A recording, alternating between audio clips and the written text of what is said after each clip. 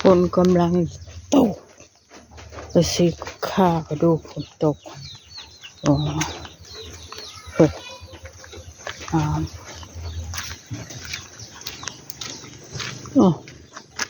ตกกระดูโอ้โหทำไมมันไปถึงนู่นเร็วเทวะ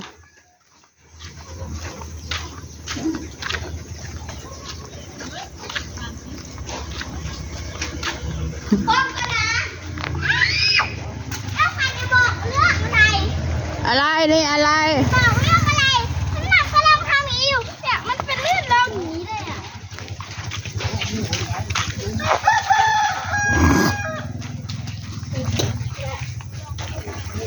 โอ้ผลลินต้องพี่ชายฉันรู้ว่าไอ้ไป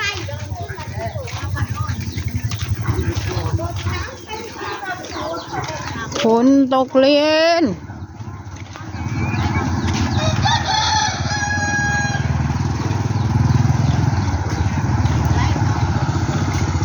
คือจังโฆษณามาฮอตพี่เร็วเลยว้า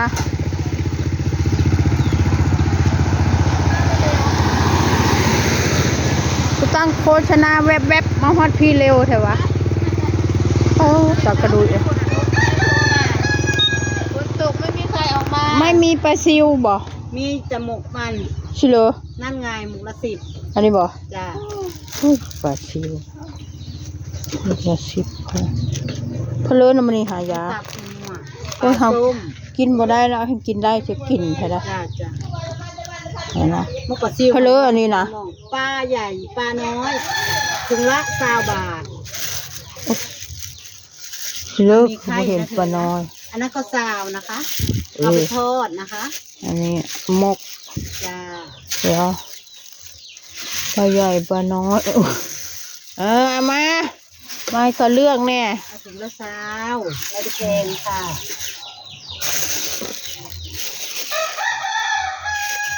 1เอาหมกปลาก่อนนะมีเดี๋ยวเด้อเอาไปเลยนี่เนาะ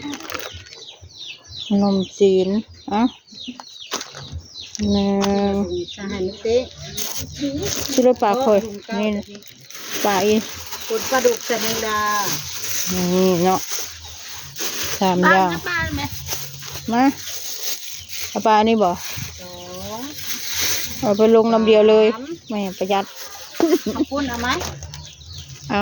มี5เป็น50 บาท เช้านี่ฝนตกบ่บ้านยาวเนาะ พอตกตอนเช้าจะหามันตกกลางบ่ายนี่คือเดียวนี่ละ เด้อยายพาเด็กผู้เอิญเรามาซื้อ ซื้อแล้ว ซื้อหยัง ซื้อปลา ไม่รู้ว่าซื้ออะไร ซื้อป่นปลา จะหาเฮ็ดเมื่อยแท้ไม่ได้กับมัน ดอก ไป อายุคือเอาเฮ็ดเลาะไปเลาะมานะไปขาย เฮ็ดหยังวะ เฮ็ดก่อน โอ้เมยแม่มันขึ้นบาภูเหล็กไฟผู้เจ้าคือชื่อเอาจ้ะ มาแล้วเราของผมซื้อ 50 บาท บุญยาเฮ็ดบริอึด เฮ็ดก้อนเนาะเอาไปเราแห้งเยอะไปน่ะ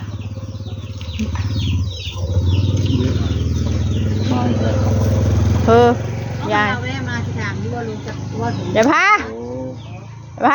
กินนี่นะ เราไก่ไปเด็กแล้วก็แล้วไป เรากลายเป็นติ๊กเนาะ มีเลียดบริไปได้ได้มีเสีย แม่ความ กับเฮ็ดเข้าบ่มา น้ำไม้กับเพชรเนาะมักจางจะมักงัว ให้ละงูหมักอยู่ โคนอันนั้นก็คำบ่มีเลือดเนาะ บ่ได้กินนั่นบ่ได้กินคาบเดียว คนตกขี้ข้านนอนเวน กินแล้วยื้อ เกลือไก่ป่ะเดี๋ยวพาเกลือไก่ติ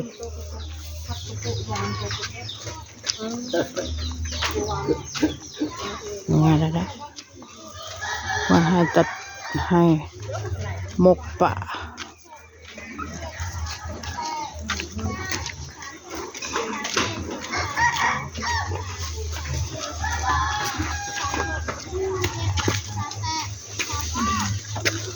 เป็นสาวแล้วนางพลอยเป็นสาวแล้ว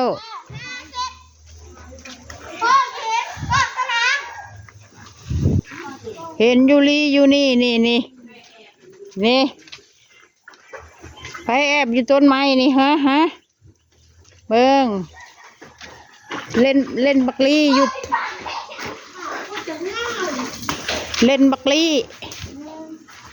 เดี๋ยวมึงอย่าเพิ่งให้พี่ออกก่อนนายมึงเล่นคนเดียวเหรอ เอาเปียกหดยายโอ้วิดน้ำเสียยายนี่อันนี้กล้วยป่าค่ะอันนี้ปีกล้วยค่ะปีกล้วยป่านะคะอันนี้นะอันนี้ละกล้วยป่านี่นะหวีมันหวีกล้วยป่าสมัยตอนที่ยายเป็นสหายแล้วไม่มีกล้วยกินก็ไปกินกล้วยอันนี้แหละแย่งลิงกินแต่ว่ามันหวานนะมันหวานหอมเป็นเม็ดค่ะไม่มีเนื้อนะมีแต่เม็ดมันนะ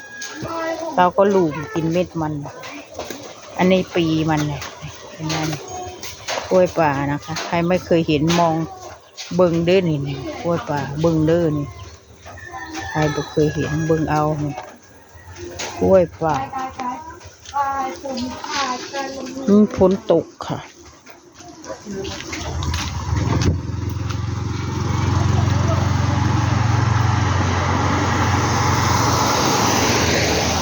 น้ำมันไหลมาจากภูเขาเนี่ยไม่เคยเหือดแห้งเลยเนี่ยมันมาจากภูเหล็กไฟได้นี่น้ำมันไหลมา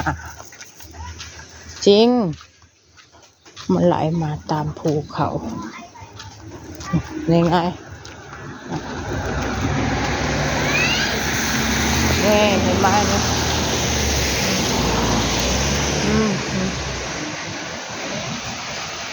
ไหลมาจากภูเขาค่ะปุ๊บ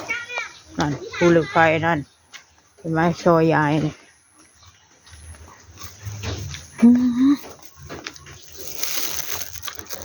ดอกไม้ขึ้นหิ้ง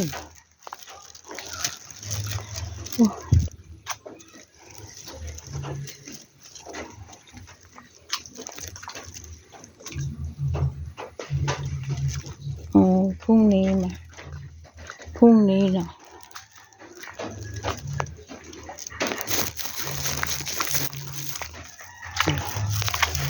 นี่แหละมาจากภูเหล็กไฟน้ำนี่ไหลมาเนี่ยโอ้ภูเหล็กไฟ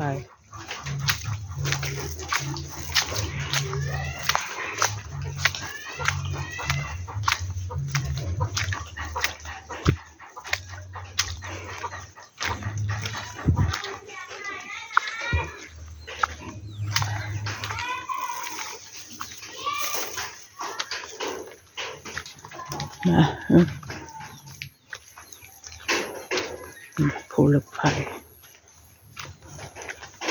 นั่นเห็นไหมภูเหล็กไฟนี่แหละภูเหล็กไฟน้ำมันก็ไหลมาจากนี่แหละ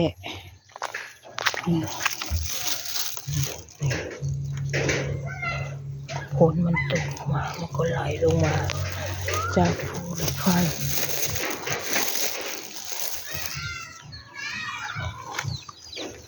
ประมาณนี้เด้อ14กับบ้านยายกินดอง อะไร ซื้ออะไรกิน